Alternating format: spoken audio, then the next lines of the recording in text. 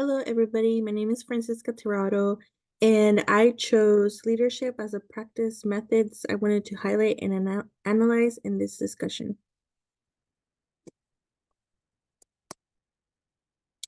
Um, According to Houston, our textbook for this course, Houston 2024, leaders are those who are out front, taking risks, attempting to achieve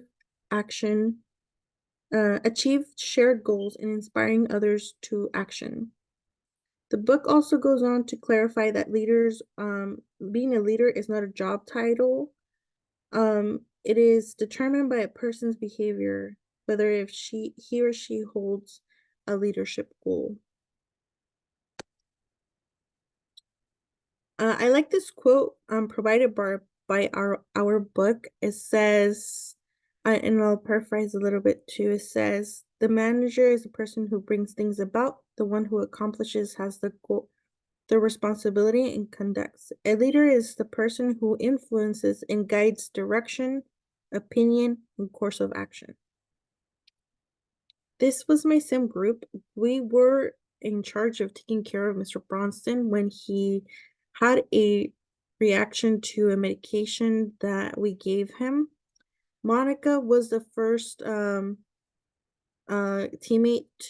team nurse leader to noticed that Mr. Bronson was down. I believe maybe Samina noticed that he had no pulse. She's and Monica started delegating tasks like call the code blue, let's bring the crash cart in. Um, so I didn't know what was going on until she told everybody, kind of called it out. She was very confident, and her confidence gave me confidence to kind of start opening up the crash cart, setting up the epinephrine with help of our team leader, code team leader, our Professor Ruiz. Uh, Professor Ruiz was also very calm, very confident. When I went to give the epinephrine, Ashley, my nurse leader, she saw that I was shaking and I could not connect the epinephrine syringe to the tubing. She literally held my hands. She was calm. She knew that something had to be done, and she helped me administer that.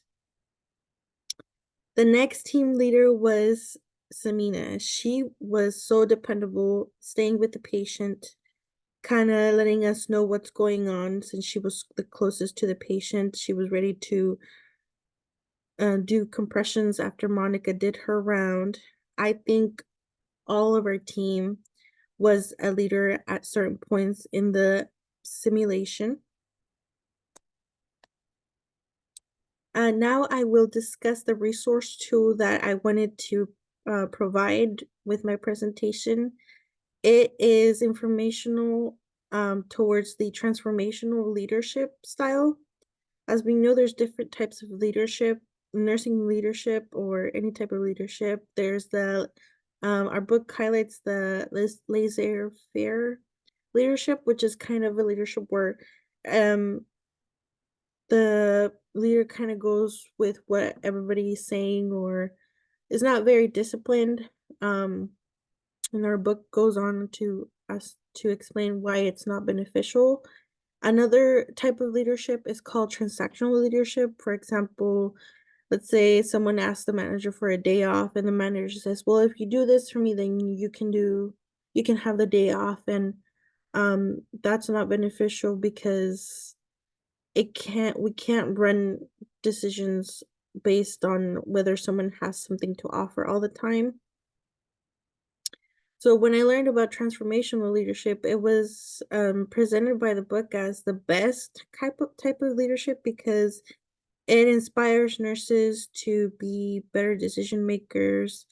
And I provided this link so that we can access a recent article provided by the American Nurses Association resource website.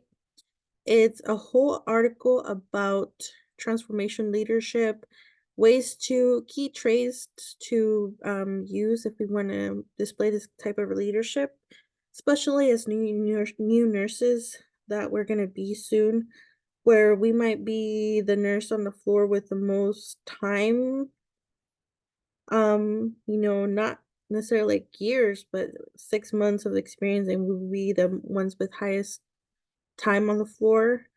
And we might be new to being leaders on the floor.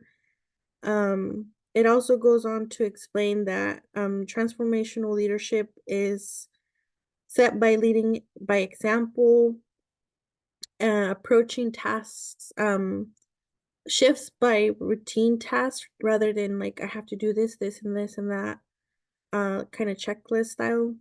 And also knowing how to stand up for ourselves so that we and delegating and setting personal limits, um, kind of not to burn out. It's a really good article and I really recommend it. Thank you everybody for your attention.